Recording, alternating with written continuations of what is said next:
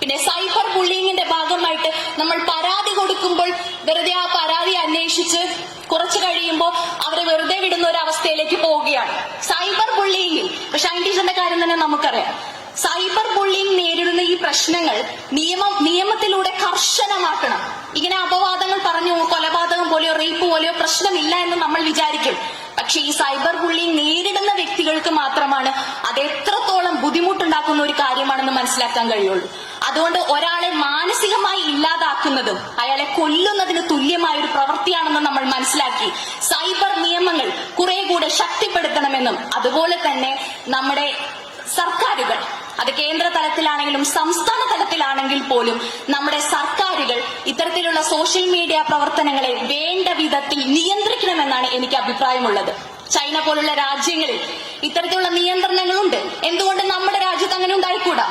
അഭിപ്രായങ്ങൾ ആർക്ക് വേണമെങ്കിലും പറയാം, വിയോജിപ്പുകൾ ഉണ്ടാവും. തീർച്ചയായിട്ടും സ്ത്രീകൾ രാഷ്ട്രീയത്തിൽ വരുമ്പോൾ അവരെ വിയോജിക്കേണ്ടി വന്നാൽ വിയോജിക്കേണ്ടി വരും. സ്ത്രീകളാണെന്ന് പറഞ്ഞ് നമുക്കെല്ലാം അംഗീകരിക്കാനൊന്നും പറ്റില്ല. പക്ഷെ എന്ന് കരുതി ആ സ്ത്രീയെ ലൈംഗികമായി കളിയാക്കുക, അത്തരത്തിലുള്ള ആരോപണങ്ങൾ ഉന്നയിക്കുക എന്നൊക്കെ പറയുന്നത് അതിനീചമായ പ്രവൃത്തികളാണ്.